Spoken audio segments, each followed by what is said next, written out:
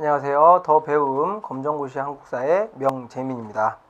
자, 오늘은 78쪽이죠. 드디어 조선이 어떻게 건국되고 조선의 기본적인 통치체제, 중앙정치부터 어떻게 정비되는지까지 한번 볼 겁니다.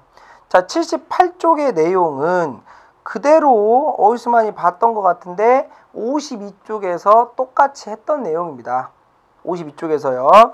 자, 78쪽 고려 말부터 정리를 해봐야 됩니다. 고려 말에 누가? 권문세족, 친원파가 횡포를 부리고 고위관죽 대농장 경영하면서 공민왕 때 등장했던 신진사대부가 개혁을 요구하는데 제대로 이루어지지는 않았고요. 이때 신흥 무인 세력이 등장하면서 신진사대부와 신흥 무인 세력이 합세하면서 조선이란 나라가 세워지게 되는데, 반가로 이번에 조선 건국 과정 나와 있었죠. 자, 한번 다시 보겠습니다. 신흥 무인 세력과 정도전 조준 같은 신진사대부가 명나라와 영토 분쟁 과정에서 최영이 먼저 요동정벌을 주장해서 명령을 내렸고, 자, 친명파였던 이성계가 안 간다고 하다가 가서 압록강 하구의 위화도에서 군대를 돌려옵니다. 위화도 회군을 했고요. 자, 고려 말에 과전법 단행으로 경제적 기반이 확보가 됐었고요. 이 과전법은 뒤에 나올 겁니다만 조선을 세우는 신진사대부의 경제적 기반을 위한 겁니다. 그래서 온건파 사대부 제거하면서 1392년 조선이 만들어지게 되는데, 79쪽 맨 위에 보면요, 온건파 사대부와 혁명파 사대부 또는 급진파 사대부라고 부릅니다. 둘의 공통점은 신진사대부예요. 둘의 공통점은 신진사대부면서 또 고려 말에 권문세족이 잘못됐고 개혁을 해야 된다는 건 공통적으로 인정을 합니다. 차이점은 뭐예요? 온건파는 고려 내에서 천천히 개혁하자. 급진파는 고려란 나라 무너지고 새로운 나라 개혁하자. 누구 말대로 됐죠? 네, 급진파 혁명파 말대로, 얘들 말대로 새로운 나라를 세웠잖아요. 조선이란 나라를. 그러니까 당연히 초반에는 누가 권력 잡는다? 혁명파 사대부, 급진파 사대부가 권력을 잡게 될 거예요. 자, 79쪽의 조선의 정치 발전에서 조선 초반에 5명의 왕들, 이 왕들만 있었겠습니까? 중간에 단종이라든가 다른 왕들 있는데 시험에는 거의 나오지 않기 때문에요. 일단 여러분들 고려 초에 생각해 볼까요? 태조 왕건부터 광종, 성종 3명의 왕들이 나름대로 고려란 나라 만든 다음에 기틀을 마련했듯이 조선이란 나라가 고려에서 바뀐 상태에서 5명의 왕들이 초반에 무슨 역할을 했느냐. 자, 태조 이성계 조선의 국가 기틀을 마련하면서 나라 이름을 고조선을 계승한다는 의미에서 조선이라고 만들고요. 1392년 조선 건국하고 2년 있다가 수도 바뀌고요. 자, 그 다음에 태조 이성계 밑에서 실질적인 재상 중심의 정치를 주장했던 삼봉 정도전이 대표적으로 성리학을 중시하면서 불교를 비판하고 재상 중심의 정치를 주장했습니다. 자, 그 다음에 이제 태종이죠. 역할. 국왕 중심의 통치 체제다. 일단 태종은 여러분들 포인트가 이 1차의 왕자의 난, 2차의 왕자의 난 있는데 이것까지 볼 건 없고요. 어쨌거나 태종은 본인이 왕위에 오르는데 큰아들이 아니기 때문에 정당성이 없어요. 그래서 어떻게 돼요? 밑에 보면 6조 직계제라는 걸 실시합니다. 자, 요것만 정리하겠습니다. 다른 왕들이 있습니다만 태종, 세종, 세조. 일단 태종은 왕자의 난, 세조는 아예 쿠데타를 일으켜서 왕위에 올랐기 때문에 정당성이 없어요. 그러니까 둘은 왕권 강화를 꼭 해놔야 돼요. 근데 세종은 그 자체로서 굉장히 왕권이 강했기 때문에 그럴 필요가 없거든요. 그래서 포인트는 앞에 태종과 세조는 뭘 했냐면 6조 직계제라는 걸 했고요. 세종은 의정부 서사제라는 걸 했습니다. 의정부 서사제. 간단히 정리해볼까요? 왕이 있고 의정부가 있고요. 자, 의정부가 뭔지 이거 정책 결정하는 기구에 뒤에서 다시 볼 겁니다. 그 다음에 그 밑에 6조가 있죠. 6조 직계제는 말 그대로 6조가 왕에게 직접 보고하고 왕이 직접 6조에게 명령 내리는 겁니다. 그럼 이거 어떻게 되겠어요? 중간에 의정부가 붕 뜨면서 6조 직계제를 하면 뭐가 된다? 왕권 강화가 돼요. 그럼 반대로 의정부 수사제는 6조가 의정부에게 보고했다가 의정부가 왕에게 그 중에서 몇 개 보고하고 다시 명령 받는 거거든요. 이거 의정부 서사제입니다. 세종이요. 그럼 반대니까 육조 직계제가 왕권 강하면 의정부 스타즈는 왕권 약화냐? 여러분들 알고 있는 우리의 세종대왕이요. 킹 오브 세종. 세종이 왕권이 약했어요? 아니죠. 그럼 이건 뭐냐? 육조 직계제가 왕권 강화는 맞는데 의정부 서사제는 중요한 게 왕권과 신하의 권리, 신권이 어떻게 됐다? 조화를 이루었다. 왕권과 신권의 어떤 조화가 포인트고요. 그 다음에 포인트는 왜 의정부 서사제를 했는데도 세종은 왕권 강화를 이룰 수 있었느냐. 가장 중요한 거 두 개라 그랬어요. 뭐라 그랬죠? 왕권 강화하는데 군사권과 인사권은 본인이 직접 챙기더라. 의정부에게 안 맡기고요. 그러니까 포인트예요. 정리해보면 세종 앞뒤로 태종, 다른 왕들 중간에 있는데 볼 거 없고요. 세종 앞뒤로 태종과 세조는 뭘 했다고요? 육조 직계제를 했는데 세종은 의정부 스타즈를 했다는 거. 자, 태종은 육조 직계제도 중요하고 그 다음에 꼭 기억해야 될 게 동그라미 치세요. 아예 태종은 호패법과 사병 폐지. 호패법은 일종의 주민등록증 같은 거죠. 양인 남자가 갖고 다녔던 주민등록증 호패법 실시하고 개인 군대 사병. 지금은 그게 개인 군대일지 모르지만 나중엔 이게 뭐가 돼요? 반란군이 될 수 있으니까요. 호패법과 사병 폐지. 자, 세종은 문무를 비롯해 왕권과 신권의 조화를 이루는 왕도 정치입니다. 우리 알고 있는 세종대왕 뒤에 문화파트에서 더 많이 나올 거예요. 넘겨보시면 의정부 스타즈 했다 그랬고요. 집현전 여기서 이제 한글을 만들잖아요. 훈민정음. 국가 최고의 학술기관이고요. 자, 훈민정음 만듭니다. 백성들의 글을 쉽게 배울 수 있도록 하기 위해서 유교적 의례, 유교적인 예법을 위해서 국가행사를 5월에 5가지 국가행사 있습니다. 이거에 따라 하게 했고 그 다음에 사군육진 요것도 꼭 기억해야 돼요. 자, 사군육진은 뭐냐? 당시 여진족을 몰아내고 여러분들 여진족은 고려 때 그 여진족이 맞아요. 아직까지 살아남으면서 이 여진족은 나중에 후금을 만들고 명나라 무너뜨리면서 청나라 세우게 됩니다. 사군육진 개척하면서 압록강에서 두만강에 이르는 오늘날의 국경선 있죠? 현재 북한의 국경선, 중국과 압록강, 러시아와 두만강을 경계로 해서 하는 그 국경선이 바로 조선 세종대왕의 사군육진 때 확정이 됐던 거예요. 자, 세조.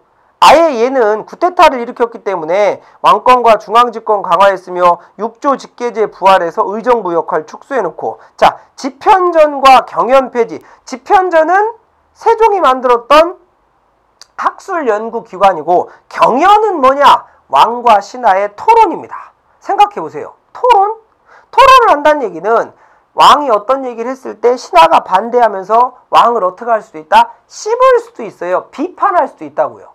근데 세조라는 왕 자체는 왕권 자체가 약했기 때문에 이런 비판을 받을 경우 어떻게 될 수 있다? 왕권이 흔들릴 수가 있잖아요. 그래서 세조는 어떻게 했어요? 경연을 아예 폐지해버린 거죠. 자, 경국대전 완성은 성종이 했고 세조는 경국대전 편찬을 시작합니다. 그 다음에 성종은 유교적 집권체제를 강구하면서 자, 성종 요거 기억하세요. 경국대전을 완성합니다. 뒤에 이제 여러 왕들이 조선의 법전을 여러 차례 만듭니다만 아무리 조선의 법전을 만들어도 기본적인 조선의 법전은 뭐라고요? 기본적으로 경국대전이 기본입니다. 자, 홍문관 집현전을 계승해서 학문 연구하는 거고 성종도 왕권이 어느 정도 안정되니까 경연을 활성화시킵니다. 자, 조선 초반에 이 5명, 태조 이성에도 빼도 상관없고요. 기본적으로 태종, 세종, 세조, 성종, 중간에 다른 왕들까지는 볼 거 없고 요 4명의 왕들이 각각 무슨 일을 했는지 요것만 기억을 하시면 되겠네요. 자, 81쪽에 보면 조선의 중앙정치가 나와 있는데 82쪽 잠깐만 볼까요? 82쪽 넘겨보세요. 조선의 중앙정치라고 해서 대딱 크게 나왔네요. 경관직 서울경자를 써서 지금은 따지면 중앙공무원, 밑에 외관직이니까 바깥 외자를 써서 지방공무원. 조선은 지난 시간에 했었잖아요. 조선 8도, 그 다음에 경관직까지. 요거를 앞에 81쪽에서 하나하나 정리를 해야 됩니다. 2번부터 보면 될 것 같아요. 의정부는 최고의 관직입니다. 삼정승의 합의기구, 좌의정, 우의정, 영의정의 삼정승의 합의기구로 만들었던 기구고요. 자, 의정부에서 국정을 총괄해서 정책을 결정했죠. A 하자 결정했어. 그럼 어떻게 해야 돼요? 해야죠. 그걸 누가 한다? 육조가. 이호예병형공이라는 육조가. 어디서 많이 봤던 것 같잖아요. 네. 고려의 중앙정치가 이성육부였거든요. 중서문화성과 상서성. 중서문화성에서 정책을 결정하고 그 밑에 육부에서 정책을 집행했던 거랑 똑같은 거죠. 의정부 정책 결정, 그 다음에 육조는 정책 집행. 자, 제가 검정고시 기출문제 분석해보면요. 이 3사, 제일 쉬운 것은 다음 중 조선의 3사가 아닌 것. 끝. 사관원, 사헌부, 홍문관, 나머지 하나. 쉽습니다. 이렇게도 나오는 시험 문제가 굉장히 많기 때문에 일단 3사 하면 사관원, 사헌부, 홍문관이라는 걸 무조건 기억하시고요. 무조건 3사가 뭐냐? 조선의 3사가 뭐냐 하면 무조건 기억하시고 이 3사가 각각 했던 일도 기억해야 됩니다. 일단 3사를 합쳐서 사관원, 사헌부, 홍문관을 언론학술기구에다가 왕의 권력을 독점하고 부정을 방지한대요. 그래서 사관원은 왕의 잘못에 대해 비판, 간쟁. 이건 뭐예요? 왕이 뭔가 정치를 했는데 잘했다 잘못했다 평가하는 거고요. 사헌부는 관리의 비행감찰. 홍문관은 궁궐의 각종 문서 관리하고 정책 결정하는데 홍문관의 포인트는 왕의 자문. 자문이요. 왕이 천재가 아니잖아요. 여러분들. 왕이 모든 걸 다 할 수 있어요? 없잖아요. 지금도 있어요. 여러분들. 대통령이 천재가 아니기 때문에 대통령 직속에 무슨 자문위원회 같은 거 있거든요. 이런 것처럼 이 홍문관은 뭔가 왕에게 이것저것 물어보는 거. 왕이 야 이번에 이 무슨 일 터졌는데 어떻게 된 거야? 왕이 물어보는 거고요. 안 나왔습니다만 또 홍문관이 앞에 왕과 신하가 토론하는 게 뭐라 그랬죠? 경연이 있다 그랬죠? 경연. 왕과 신하의 토론인 경연을 주관했던 데가 또 홍문관이고요.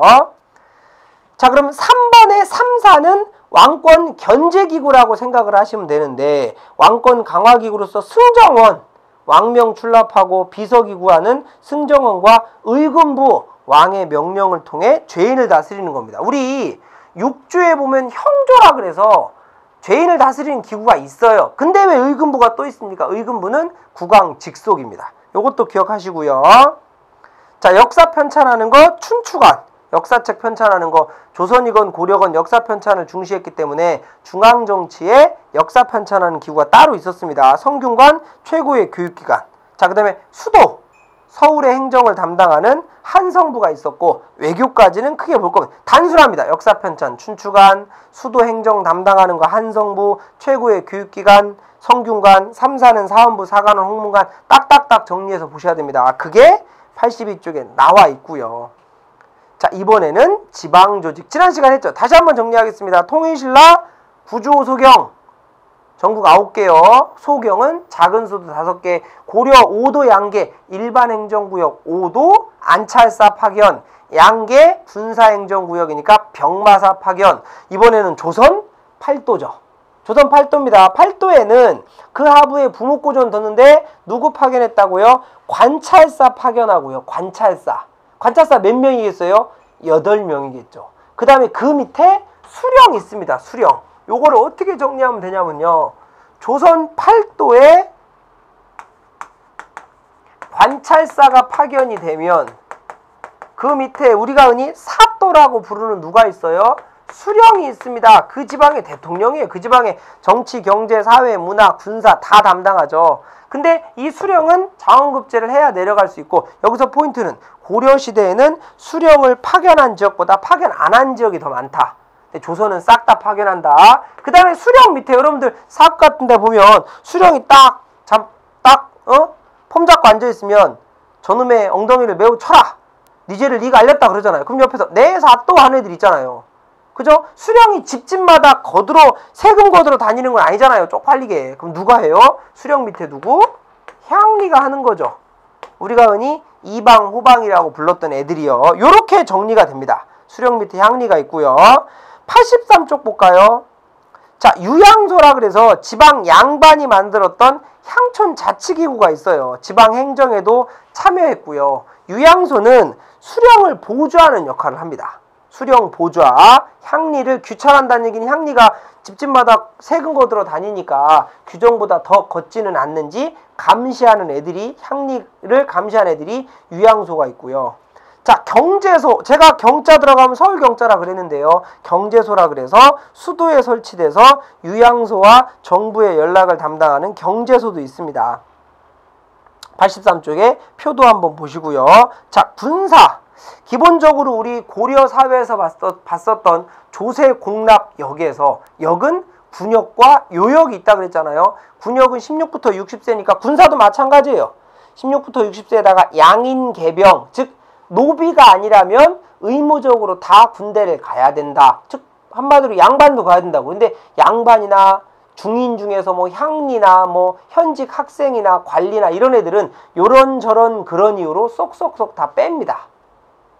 자, 그 다음에 노비 천민은, 노비는 사람이 아니니까 아예 그 군사제도라든가 여러 가지 대상이 안 됩니다. 밑에 나왔듯이 현직 관료나 학생, 향리는 면제됐고요. 자, 군사조직 5위 뭐가요? 중앙군이요. 임금님과 수도를 지키는 5위가 있고요. 지방군이 있는데 육군의 병마절도사, 수군의 수군절도사, 지금으로 따지면 해병이라고 생각하면 되고요. 수군절도사의 포인트는 이제 이순신 같은 분이 수군절도사가 됩니다. 잡세군, 요거 동그라미 쳐놓으세요. 잡세군, 예비군. 평소에는 생업 종사하다가 유사시에 동원되는 거고요. 지방에 진관체제가 있고 뒤에 가면 또 재승방략이 있는데 글쎄 이거까지는 그냥 한번 넘기셔도 될 것 같고. 자, 84쪽에 역참제. 공무여행자들을 위해서 교통요지에다가 공무원들 지나가는 길에 말이라든가 잠자리 제공해 주는 거고. 봉수제. 나라에 위급한 상황을 낮에는 연기, 밤에는 횃불로 전달해 주는 겁니다. 자, 84쪽부터 관리 임용제도가 있네요. 일단 과거. 고려에도 뭐가 있어요? 과거와 뭐가 있습니까? 음서가 있었어요. 근데 고려는 과거보다 음서의 비중이 더 컸다. 조선은 음서보다 과거의 비중이 크다. 어쨌건 아빠 백보다는 시험 봐서 들어간 비중이 크다는 것은 조선도 신분사회입니다만 고려보다는 그나마 평등을 지향했던 사회다. 자, 고려의 과거제 원칙적으로 양인 이상이면 볼 수 있다. 조선의 과거제 고려랑 똑같아요. 노비 아니면 다 볼 수 있다고요. 하지만 문과는 일반적으로 양반, 묵과 잡과는 양반부터 상민, 잡과는 중인. 묵과가 있네요. 드디어. 이게 이제 고려하고 다른 점이죠. 고려는 문과, 잡과, 승과. 조선은 문과, 묵과, 잡과. 즉 고려에 있었던 승과가 빠지고 조선에는 뭐가 들어가는 거예요? 묵과가 들어가는 거죠. 이런 차이가 있습니다. 자, 시기를 한번 보고 종류를 봐야겠네요. 문과가 소과, 대과. 쉽게 설명드릴까요? 1차, 2차요. 우리 모든 시험 1차, 2차, 3차 이렇게 있잖아요. 소과 1차 합격하면 성균관에 입학할 자격을 주고 대과에 볼 수 있는 자격이 있습니다. 성균관에 들어가서 공부하다가 대과 보면 이제 장원급제에서 고위 관료가 되는 거고, 묵과는 군인 뽑는 거, 잡관, 율과가 이제 법관, 역과는 통역관, 의과, 의사, 음양과는 천문학자. 지금으로 치면 최고의 직업이라 그랬어요. 자, 기타 관리제도로서 음서가 있긴 있네요. 아빠 빼기. 하지만 고려의 음서는 5품 이상인데 조선은 2품 이상이다. 천거제는 추천하는 거고요. 자, 85쪽에 인사의 원칙, 상피제, 서로 피한다. 이건 뭐예요? 내가 장원급제에서 어떤 관청에 들어갔는데 그 관청에 우리 아버지가 있어. 또는 작은 아버지가 있어. 그러면 같은 친인척끼리는 같은 관청에서 근무할 수 없게 한 거고요. 수령으로 내려가더라도 자기 고향에는 수령으로 발령을 안 내는 겁니다. 왜요? 아무래도 자기 고향에 내려가면 비리가 많아질 수 있으니까요. 자, 서경제는 5품 이하 관리 임명할 때 사관원, 사원부 동의받게 한 거. 인사 동의권이죠. 마음대로, 그러니까 아무리 왕이라 하더라도 자기가 너 이 자리 해라라고 마음대로 임명할 수 없다는 거고, 나름대로 합리적인 제도가 조선에 있다는 뜻입니다. 자, 3절부터 보면 크게 볼게요. 사림의 성장과 붕당정치라고 있습니다. 4절 89쪽까지 사림의 성장과 붕당정치라고 있는데요. 요 파트를 여러분들이 조금 많이 어려워하세요. 근데 우리 시험에서는 일단 많이 나오지는 않습니다만 책에 있기 때문에 한번 훑고는 가야 됩니다. 그냥 갈 수는 없고요. 일단 여러분들 조선 초반에 신진사대부가 고려라는 나라 무너뜨리고 빨리빨리 어떻게 하자? 조선이란 새로운 나라 세우자는 급진파 혁명파 사대부와 아니야, 고려가 잘못된 건 인정해. 하지만 고려 내에서 개혁하자라는 온건파 사대부가 있었다 그랬어요. 근데 결국 누구 말대로 됐죠? 급진파 사대부 말대로 조선이라는 나라가 세워졌잖아요. 얘네가 누가 되는 거예요? 훈구가 되는 거고요. 조선 초반에 권력을 잡았고 얘들이 조선 초반에 권력에서 밀려났던 살림이 되는 건데 훈구가 권력 잡도 있다가 여러분들 흐르지 않는 물은 썩는다 그랬죠? 살림이 등용되면서 둘이 싸웁니다. 그걸 우리가 뭐라고 부른다? 사화. 살림이 화를 입었다. 이게 사화입니다. 살림이 화를 입었다. 그럼 누가 이겼다는 얘기예요? 훈구가 이겼다는 얘기죠. 무오사화, 갑자사화, 기묘사화, 을사사화라 그래서 네 차례 사화가 있는데 훈구와 살림이 사화를 일으키게 되고 훈구가 이겼는데 그러면 계속해서 훈구가 권력을 잡아야 될 것 같은데 이 살림은 서원과 향약을 바탕으로 최종적으로 살림이 권력을 잡아요. 살림이 이게 바로 서원과 향약의 힘이고 그 다음에 살림 내부에서 지들끼리 이번에는 싸웁니다. 동인서인으로 갈라져. 이걸 우리가 뭐라고 부른다? 바로 붕당정치라고 부르는 거죠. 붕당정치. 그러면서 붕당정치가 점점점 변질됩니다. 안 좋게 변한다고요. 그래서 동인은 또 남인, 북인, 서인은 또 노론소론 갈라지면서 나중에 영조정조 탕평책 나오고 세도정치까지 나오게 되는데 일단 순서만 볼까요? 사화는 훈구와 살림이 싸우는 게 사화고 결국 거기서 훈구가 이겼음에도 불구하고 살림이 권력 잡은 상태에서 살림이 두 개로 나눠진다. 그걸 우리가 붕당정치라고 부릅니다. 자, 85쪽에 훈구와 살림 비교하는 게 나와 있죠. 출신 배경 보시고 살림이 네 차례 사화로 당했음에도 불구하고 최종 권력은 살림이 잡습니다. 세력 형성하는 거.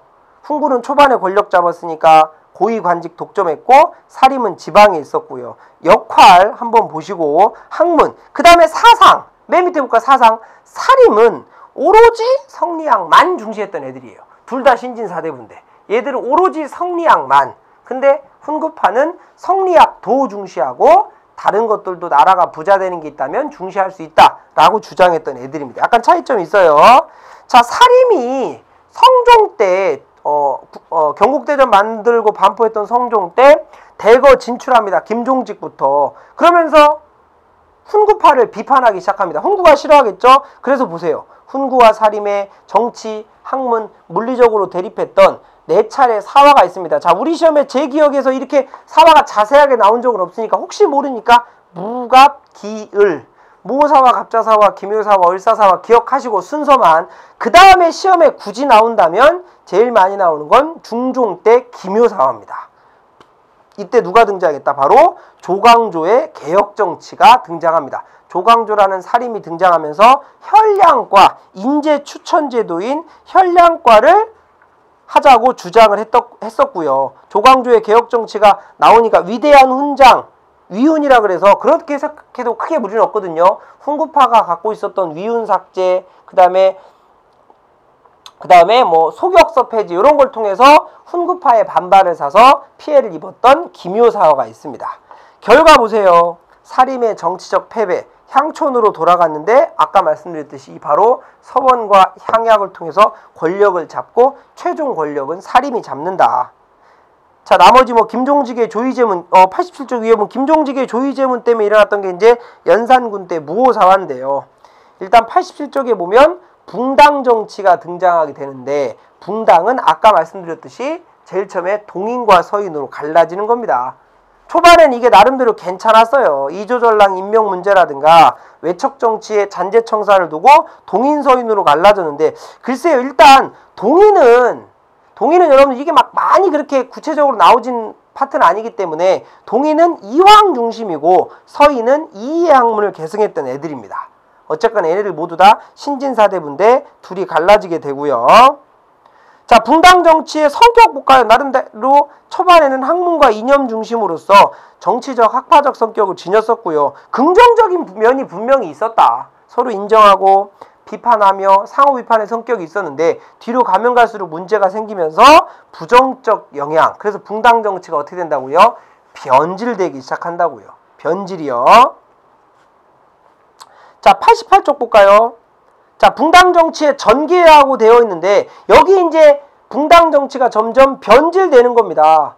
초기에는 동인 세력 우세하다가 정여림 모한 사건 계기로 동인이 남인 북인 또 갈라진다 그랬고요. 자, 인조반정 뒤에 이제 임진왜란 병자호란 배워야 되니까 인조반정 이후에 서인이 집권하면서 서인과 남인이 어떻게 하게 된다? 대립을 하게 되는데 여기 보면 1차 예송, 2차 예송이라고 있어요.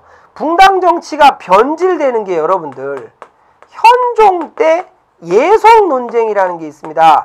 예법에 대한 논쟁.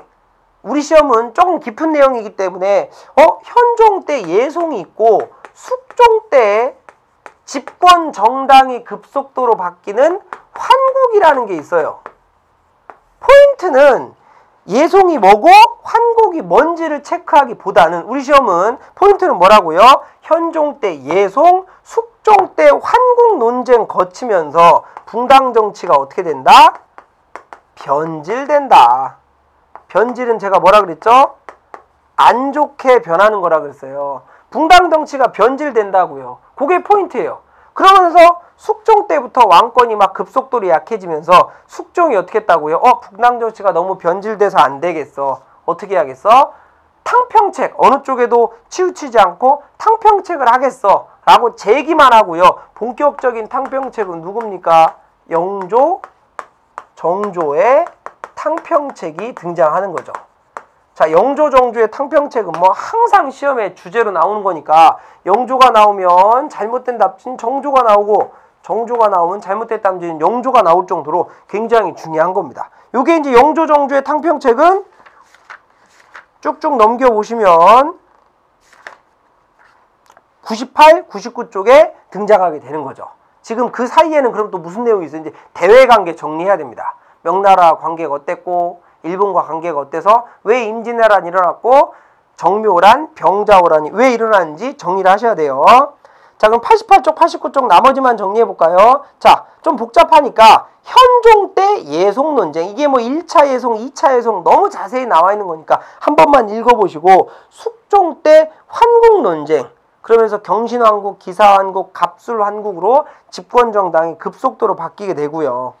자, 그 다음에 이제 이게 점점 바뀌면서 아예 서인도 노론소론으로 갈라지면서 붕당 정치가 너무 변질된다는 거죠. 그러면서 여러 가지 문제가 생깁니다. 요게 포인트가 될 거예요. 나중에 이제 영조, 정조 탕평책 나오고요. 자, 이제 대외 관계를 봐야 됩니다. 임진왜란하고 병자호란, 그 다음에 조선 후기 정치가 변하는 것까지 봐야 되니까 한번 끊어서 정리를 한번 하고 가겠습니다. 89쪽부터는 다음 강에서 정리를 하도록 할게요.